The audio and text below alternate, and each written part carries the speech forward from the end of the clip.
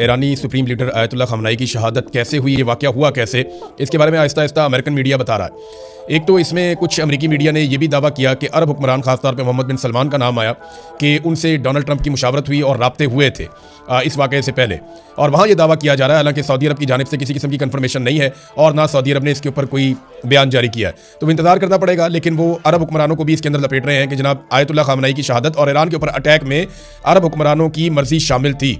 जबकि कुछ अर्सा पहले हमने ये खबर भी दी थी और सऊदी अरब में और अरब ममालिक के जो अखबार हैं उनके अंदर ये छपा भी था कि सऊदी अरब ने अमेरिका को ईरान पर हमले के लिए अपनी एयर स्पेस देने से मना किया था। बहरहाल ये जो खबर आई है, न्यूयॉर्क टाइम ने ये इंकशाफ किया है कि आयतुल्लाह ख़ामनेई को कैसे शहीद किया गया।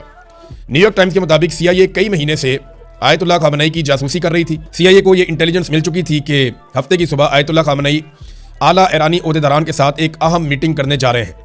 CIA ने अपनी इंटेलिजेंस, जिसमें आयतुल्लाह ख़ामनेई की लोकेशन के बारे में दुरुस्तगी पाई जाती थी कि जनाब ये मालूमात बिल्कुल ठीक है, इसराइल के साथ शेयर की।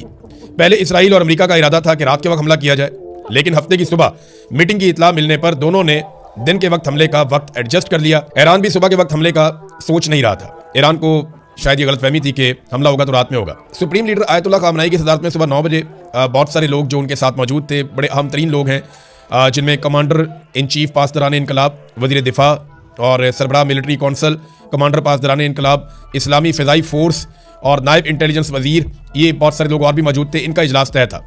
हफ्ते की सुबह 6 बजे चंद अमरीकी जंगी जहाज़ ये तेल अवीव से निकले, ये इसराइल का दारुल हुकूमत है, वहाँ से निकले, जो तवील फासले तक मार करने वाले इंतहाई जदीद और दुरुस्त निशाना लगाने वाले हथियारों से लैस थे। तैयारों के उड़ान भरने के 2 घंटे और 5 मिनट के बाद, यानी जो तेहरान के अंदर, ईरान के अंदर उस वक्त था, उसके मुताबिक सुबह 9:40 पर आयतुल्लाह ख़ामनेई के कंपाउंड को निशाना बनाया गया। हमले के वक्त ईरानी कौमी सलामती के आला हुकाम कंपाउंड की एक इमारत में मौजूद थे, जबकि सुप्रीम लीडर ख़ामनेई साथ ही जो दूसरी इमारत है उसके अंदर मौजूद थे। हमले में आयतुल्लाह ख़ामनेई मौके पर शहीद हो गए।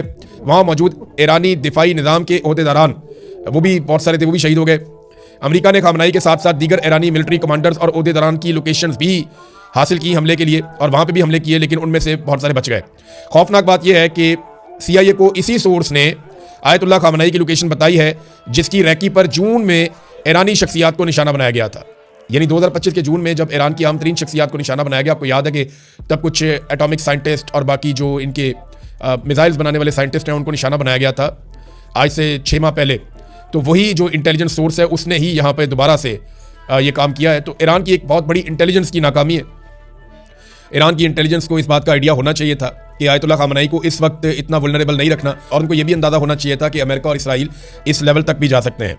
क्योंकि देखें, सरबराह मुमलिकत को नॉर्मली इस तरह अटैक नहीं किया जाता, लेकिन थोड़े दिन पहले वेनेज़ुएला के सदर को अमेरिका उठाकर ले गया, तो अब आप क्या तवक्को कर सकते हैं। बहरहाल ये ईरान की इंटेलिजेंस का फेलियर है, और CIA जो अमेरिका की टॉप इंटेलिजेंस एजेंसी है उसने ये मालूमात गैदर की हैं अमेरिकी अखबारात के मुताबिक, और उसमें उनका साथ दिया इसराइल ने, और इन्होंने ये एक बड़ा टारगेट अचीव किया ईरान के अंदर, जो वो बड़े अरसे से करना चाह रहे थे।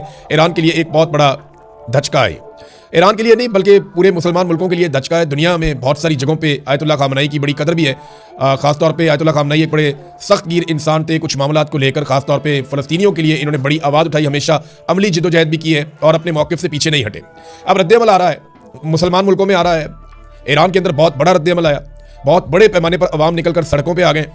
अब अगर आप देखें तो ये बहुत बड़े बड़े हुजूम हैं जो आयतुल्लाह ख़ामनेई की हमायत में ईरान में निकले। यानी एक भी मुखालिफ हजूम इतना बड़ा नहीं निकला, इससे पहले हमने देखा भी नहीं। लेकिन आयतुल्लाह ख़ामनेई जो है उनकी शहादत के बाद बहुत बड़ी तादाद में ईरानी इकट्ठे हुए हैं, और इससे जो हमदर्दी है मौजूदा रजीम की ईरान के अंदर, उसमें इजाफा हुआ है।